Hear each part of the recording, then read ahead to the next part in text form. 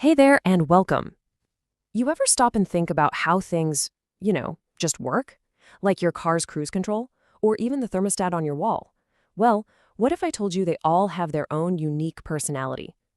Today, we're going to pull back the curtain and see how engineers can predict behavior of almost everything around us just by understanding its character. And that really gets us to the central mystery, right? How on earth can you know exactly how some complex machine is going to react without needing to understand every single gear, every wire, every line of code inside it? I mean, it sounds kind of impossible, but it's the absolute key to all modern engineering. Well, the secret is to stop thinking about what's inside the machine and start thinking about the system's personality. Yeah, you heard me right. Just like a person might be calm or jumpy or maybe a little slow to react, a system has its own unique character, its own style of response. Okay, so here's how we're going to break this all down. First, we'll nail down what a system even is. Then, we'll dig into that personality idea using a really cool tool called the transfer function. After that, we're going to run a standard step test to see that personality in action, learn how to read the results, and finally, connect all the dots to see why this idea literally shapes the world we live in. So first up, what is a system?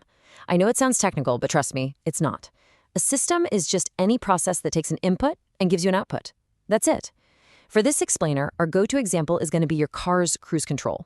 The input, you setting a speed. The output, the car's actual speed. Simple.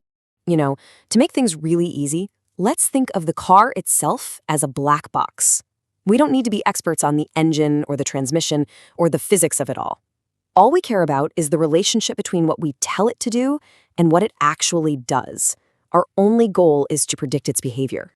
Okay, let's get back to this idea of a personality, because every system responds differently. Think about it. A huge, heavy truck is going to respond to the gas pedal way differently than a tiny, lightweight sports car. They've got completely unique characters, and that's exactly what we need to figure out. And you already know this stuff intuitively. When you ask your car for more speed, what happens?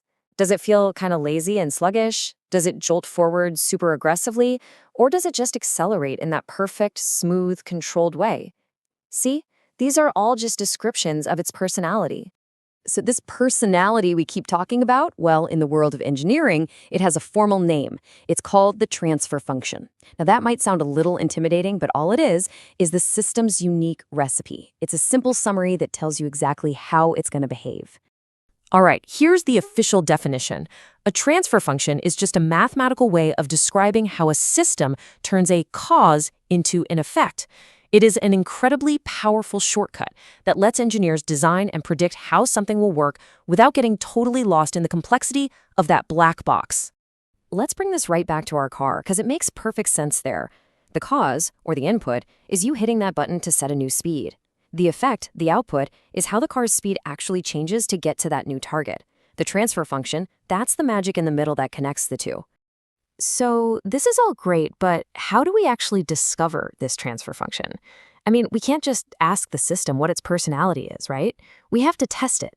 And to do that, engineers use a really simple standardized experiment called the step test, or sometimes the step response. And here's how it works. It's a 3-step process. First, you get the system into a nice, steady state. Let's say we're cruising perfectly at 60 miles an hour.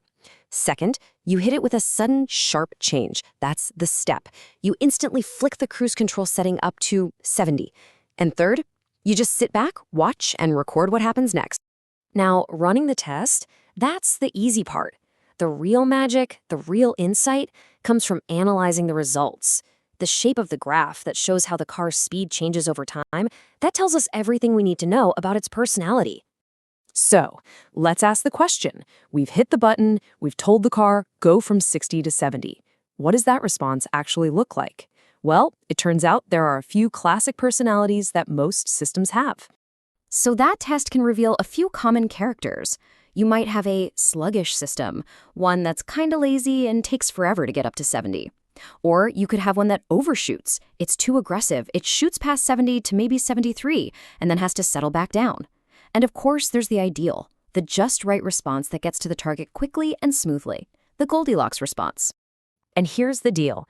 Engineers measure this response using a few key characteristics. Rise time tells you how fast it is. Overshoot tells you if it's too aggressive, and settling time tells you how long it takes to finally lock onto that new target and stop wiggling around. Those three numbers, right there, they basically define the system's entire personality. Now, at this point, you might be thinking, okay, this is cool for cars, but so what? But you have to understand, this way of thinking, this method of understanding systems, it is one of the most fundamental concepts in all of modern technology.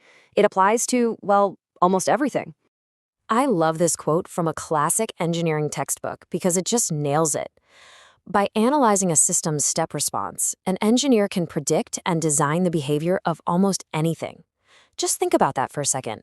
One simple test unlocks the secrets to even the most complex machines. Seriously, this is happening all around you, totally unseen. It's how a drone can fight against the wind to stay perfectly still. It's how your thermostat hits the perfect temperature without overheating your room. It's in the precision of a robotic arm on an assembly line, the stability of our entire power grid, and even how a spacecraft can aim itself at a star millions of miles away. So the next time you get in an elevator or adjust the volume on your speakers or even just set your toaster, think about its response. Is it sluggish? Does it overshoot? By understanding its personality, you're seeing the invisible layer of control that shapes our entire modern world. So my question to you is, what system around you will you see differently now?